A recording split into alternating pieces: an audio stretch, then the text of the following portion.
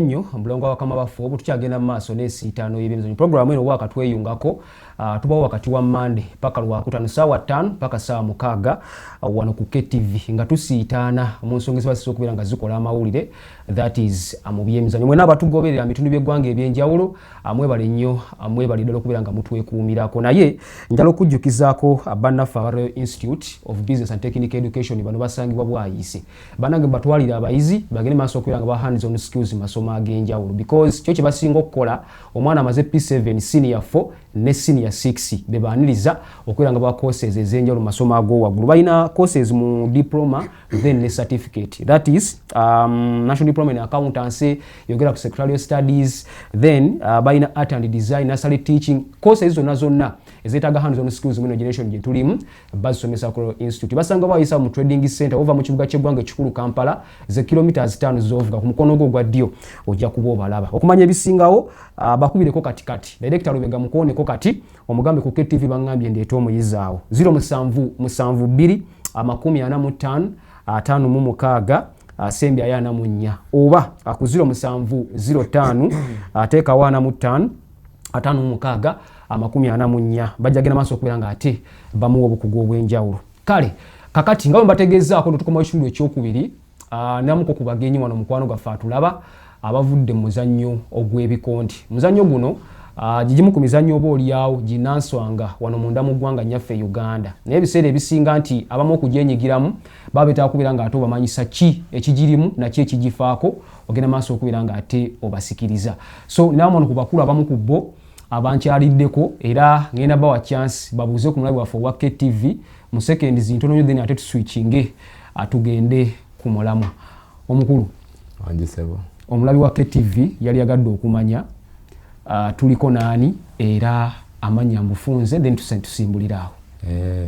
ndi musanyufu nnyo esebo okubeera nga KTV etuwadde omukisa guno tubeere nga twogera ku muzannyo gw'ebikonde amanya n'eddoboozi bampita champion Sebulege era nga ndi muzannyo wa bikonde nzannyira mu Andaman Boxing Club nva mu Silent Empire kale ye Sebulege oyo nga bwakweyanjulidde so mukama wange tunuulira kamera abantu obabuuzeeko then tusimbuliraawo nebaza omutesitesi webaleetu wakakisa okujjako ko wano ku KTV amanya gaffe webalire ddala amanya gange Koshenwe okuva Wikachiri town Hoima Road nga va mu gym gye bayita Center Fitness Gym ate gye tuyita Kachiri Boxing Club ng'omu ku batraining omwami ono ali awo hayitawa ono naye era katono yagenda okulwana gwe ono naye era aba mwana wange because obeera coach ndi mutendesi ate nga bamanye ebyemizannyo toba na permanent home nti yeno bukya ku makya ndiro nejja tuna crossinga najja ewuwo kati awo point yo ngitegeera kale ham yatuwadde akakisa n'agamba abamanyi bano ababiri bakwataganemuko olw'ensonga gyabadde engeri bakwataganyamu performance zaabwe era kwe kutuwa akakisaako 25 kakati akooki okusookera ddala anga abakulu mubabulidde abe bamu ku bo abe tulina olunaku luno olwaleero njagadde kumanya omuzannyo gw'ebikonde guno okutwaliza njagadde tusookereko ku point engazi olowooza ki ekirina okubeera nga kigukolebwako okubeera nga guyingira mu bannansi because kati goli mutendesi waliwo challenges mu face nga kyekisooka ekyokubiri wabaawo n'ebintu ebirungi byolabye gulimu nga gwo kati golooza kikirina okubeera nga kikolebwa bannayuganda okugenda maaso okubeera nga tugwagala then n'oguyingiza mu bantu sooke tutandikira awo nga tunatuuka ku nsonga eri ekisooka kiri nsooka okwebaza kino hamu kigundu kyeyateekawo kyeyatandika oteekawo nti kubanga luli twali tetufuna kakisa abamu abazanyi b'ebikonde naddala abali wansi naye okuva lwe yakiteekawo abaana nabo batandise okufuna muliki mu mutima okukyagalira ddala era bateekamu amaanyi ki nti manje nti nange nina ogendako ki waggulu awo era ekyo kyensooka okumwebaza yena ne matchmaker waffe coach Abu naye mwebaza nnyo kwekyo ekintu kye batuteekeddewo kubanga ebikonde abawansi ffe twali tetubitegeera kugate ng'abaana gye bali abalungi ennyo kati n'okusingako waggulu naye kati abaana bateekamu amaanyi okujja waggulu awo nga balaba nti waliwo emikisa emirungi. Okay, kati nga gwe coach omutendesi wa guno omuzannyo muyina ebisanyizo byemugoberera nti otwagala omusambi afune qualification ajja twegatteko ayita mu stage bweti ne bweti kuba aliyo abatulaba nga yandyagadde joining tuyina emitendera so gitumenyera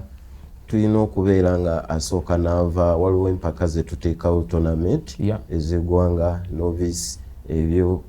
intermediate n'ayambuka waggulu paka Champions League egyo emitendera wagiyitako ate aba asobola okutuuka obulungi waggulu. Yes. Toyanze kakati stage kwe tuli ndowoozamuko okuba kati mumwina kye mwatandiseewo ekose ekibaleese wano kubanga kyenategeddeko ko nti mwina event yammwe egenda okuhappeninga wano ku Hams. Kakati event eyo okutuuka nga ehappeninga kubanga onoomu ku mukulu gw'otuleetedde bamukuba megganyi kasengejja ki ke mwayiseemu okusunsula abagenda ku eyo stage oba kintu kyammwe nga mmwe? Kintu si kyaffe twayise mu kasengejja aka federation muli under federation kitegeeze under federation tusooka okusunsula tetumala gaveeri kujja kuleeta eri mwana anti kati okusunsula okwo omulabi waffe omulungi kweragadde okumanya kiki mukonsidalinga kuba nange nsobola okubeera nadde ndi mubiri mutono naye nga neyagadde obbayingiramu tusinziira engeri gy'abadde aperformingamu n'experience ye kati ono sisobola muwa ali wansi we ekitegeera bulungi era nina muwa ali waggulu ki kugundi ku level ye otyo kati waliwo akasengejja ez'elimination ebiseera ebisinga zetuteekawo z'elimination ezo ne tusinziira ne tumanya n'obuzito bwalina experience ye kiki kale kwe kusinziira ne tukyuzinga omuntu nti Sebulege azanye ne Tower. Yes. Okay, akangirizeke wa Sebulege go omu kubagenda ndowooza okwengeginga mu fights era saaga nnyo nakunyiiza oyinza okunkubira wano nempita mu screen y'abasajja n'engweri kakati ago kubamu kubazanya bagenda okwengeginga mu gundi eno mu the Night Warriors kwaje mwagitumbi nagitegeddekoko egenda okubira ku Hams kati nga gwe omuzannyi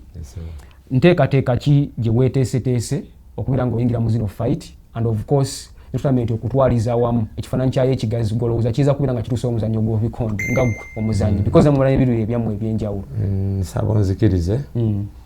okusookera ddala neebaze kuba ku mwami Am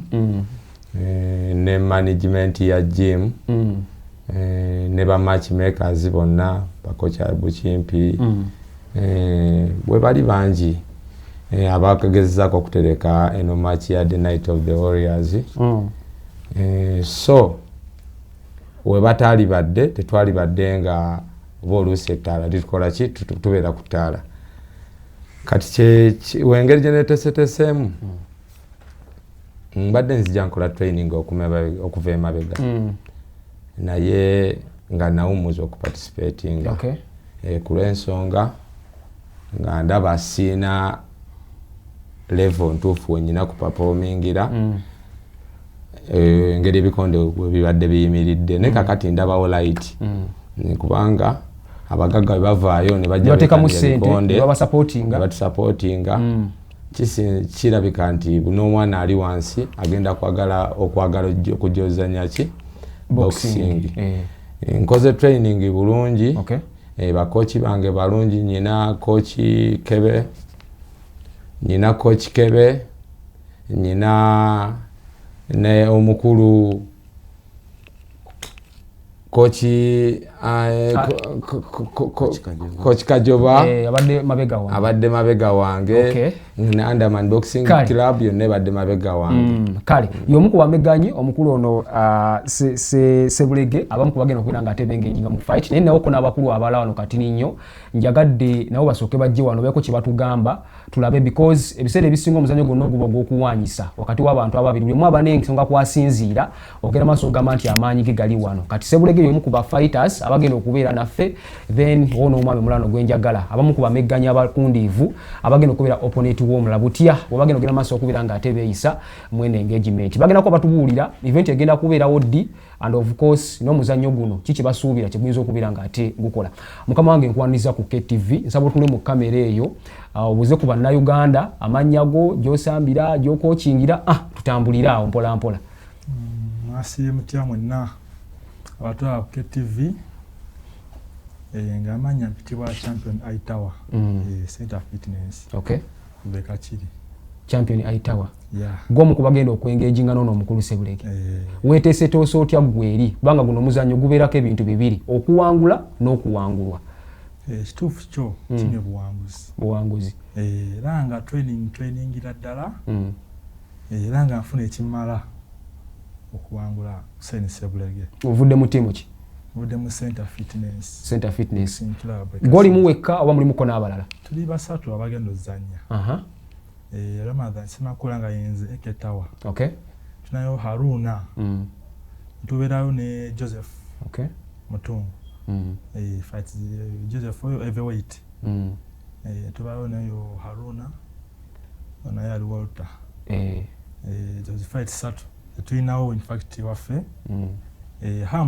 Akisaki tuwaddaako. Okay. Naffe tasizeewo tukakozese ngaffe abaana tujje tutumbe talenti zaffe tulaga ate betuleseeyo nti ki ebintu bisoboka kisoboka ate si kibi abamba kiyita kibi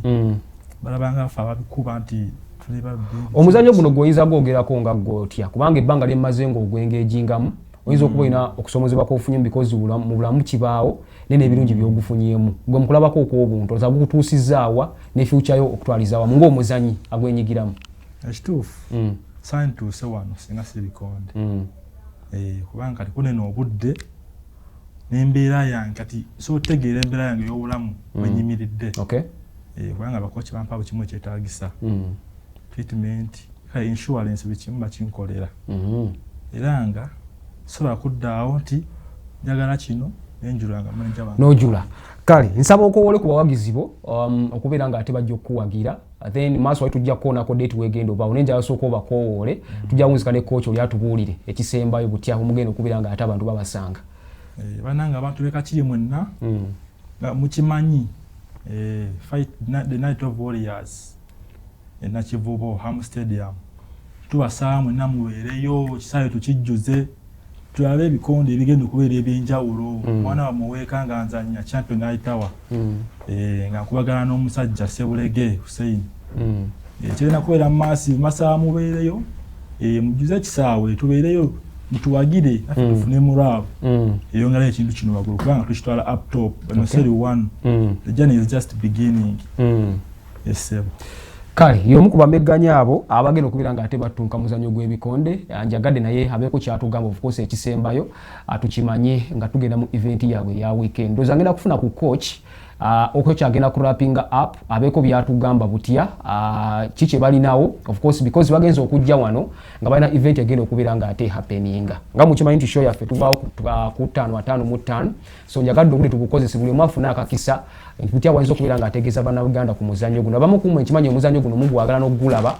mugunyumira okukamala naye ebiseera ebisinga nti mumanyisibwa ki ekiguvaamu so coach naye kababuuzeeko kati nnyo mu seconds ntono nnyo then otugenda okuba nga tulapingira up atubuulire n'enteekateeka yaabwe mu muzannyo guno tukwaniriza ku KTV mukama wange so tundeko mu kamera awo obuuze ku batulaba then ate tubeere nga tugenda mu maaso. Erinnya nga bulijjo mpitibwa Kajoba Muhammad. Assalamu alaikum warahmatullahi wabarakatuh. Nga ndi musajja mutendesi wa bikonde mu Uganda muno teri atamanyi nze coach Kajoba ebankazaako international. Ntwala omukisa guno okwebaza mani saluti tutagayo n'abagagga abalala abali muveeyo tuyambe ku baana bano abato abavubuka baveeyo bagale ebikonde baye ebikonde byakoma okututumuka za myaka gya 8 kubanyakana batuleetera ku midaali abamu twali tetunategeera kikiri ku nsi naye kati naffe guno omulembe guno oguliwo ogwa Ssaabasajja Kabaka Muwenda Mutebi twetaaga naffe tugututumule nga tuzimba bano abaana abato nga n'abagagga muteekamu akasente kuba ebikonde bya muntu azanya individual tebiringa mupiira nti muba 11 funa obudde obuwumulamu n'olina passing nenda ebikondo zanyira dakiika 3 naye ba individual gw'olina okubanako. Okay. Akakati coach, omuzannyo guno okusookerera munda mu Uganda nga bw'ogulaba okusinziira ku level kwemuli because abakulu bano bonna booleese nanga abasajja batuludde bakuze bayinza okuba bayise mu bintu bingi oba ne levels ez'amaanyi. Ki ekikoleddwawo nga gw'omutendesi omuzannyo guno okugunja wansi ku grassroot okuleeta ku levels eza waggulu nga tulaba abakulu bano abaze ku set olunaku olwaleero nteekateeka ki eri awo nga mmwe abatendeka omuzannyo guno oba kale tugite okugusomesa kye mutaddewo okubeera nga abasajja batuuka eno ku level nga kwe tubalaba. Ekisooka guno omulimu gwe tukola gwa nakyewa nakwagala ggwanga lyange passion litutumuke. Kyensooka okusaba mbi gavumenti muveeyo gavumenti okusookera ddala erina osooka okusupportinga Uganda Boxing Federation n'egiwa kasente akawerako nga bwe tulaba ku mupiira nafuna biliyoni kumpi 2 boxing n'ogiwa miliyoni 4 kiba tekijja tikikola sense oba namwe temutaddeewo mbeera kubanga ebiseera ebisinga bagamba okusikiriza ekintu olina okuteekawo embeera etira oyo omuntu okubeera nga ate naye alaba nga kirina value okubeera nga akiteekamuko sente minene gye mutaddewo kaawo gy'olaba essaawa embeera tugitaddewo waka tulina WBC Segawa Sulaiman ali America ntubeerayo ne Salifu Boogere naye singa gavumenti evaayo ne tuteekamu tutwalibadde na babiri Hussein Sebulege ono njagala mulaba nga ali ku WBA tawo ono nga mulaba nga ali ku WBF naye nga gavumenti beneba tetukwatiddeko naffe ensawo yaffe teristed naffe tuteekamu amaanyi mangi nnyo naye nga obuyambi bwina kuva eri waggulu bakusupportinga okuva eno wansi kuba kati nze kirabu yange nina abaana abasoba mu 50 era kyembadde nzijjako ekyo nti waliwo ko gundi eteereddwawo nga onagiyita tiimu tugeze owayo academies esuumusibwa abaana bano nga bayita mu stages okutuuka eno waggulu. Tiimu yo buli kilabu eziri mu Uganda kuba tuli kilabu nga 10 mumeka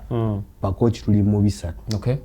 naye buli kochi talina kilabu nti yemusasula afuna omusala nga bolaba ow'omupiira nti buli mwezi kilabu yemusasula yaba akolagwa nakiwa naye buli kilabu gyolaba ekitono ennyo eba ne babokisa 50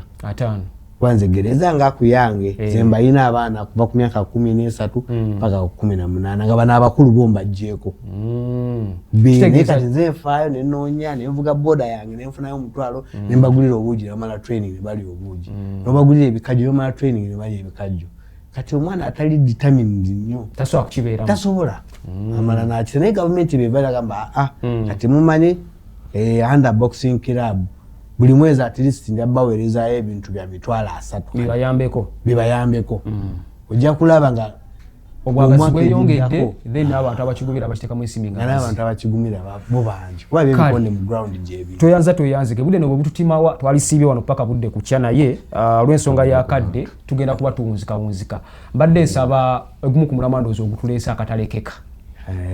omuntu yandiyagadde okumanya then tusobole okuva wano akatalekeka baganda bange mwenna ab'ebikonde tuli one family ensaba mujjewo entalo eziri mu bikonde tukkirize ebikonde bifugwe President Moses Muhangi abeerewo ku lw'ebikonde nga gavumenti beyasazeewo abasigadde banaye muve mu ntalo netulwana bano betufiiriza betubeera mu ntalo tetujja kufunira banyakaana bankya tujja kufuna abayubukalule bankya nsaba tudde wamu twegatte wamu ku lwa Katonda n'ensi yange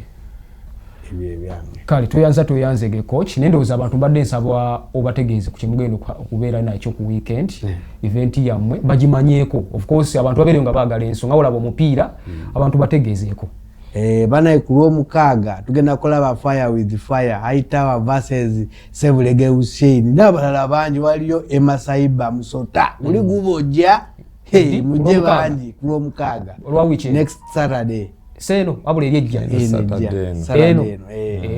eno Saturday eno tugenda okubeera ku Ham Studio mujje bangi sawa mmeka mujje tandika ebikonde ebigulawo saa 11 bigenda kuggwa saawa 5 sibe bino ebigwa saa 9 ogw'ekiro kati okeerako kwe kujja okulaga naddala mu abeewala kakiri wakiso mmanyi muwagala nnyo tawa mwe mujje mulabe champion Sebulege bayenze ndi kocha wa Sebulege era sinza kugamba nti tawa agenda tukuba tugenda kukuba boy kituufu agenda nakuwulira omuntu era basupportinga tiimu ye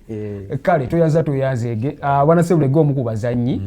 kochi ndowooza si buli ddala batulaba then tugende ono kamba sibule mwenna ntumirako abafamile yange nentumirako chairman Kalyango Lawrence bali nnyo omulimu gw'okwasaganya ne president Mwangi genda maaso kale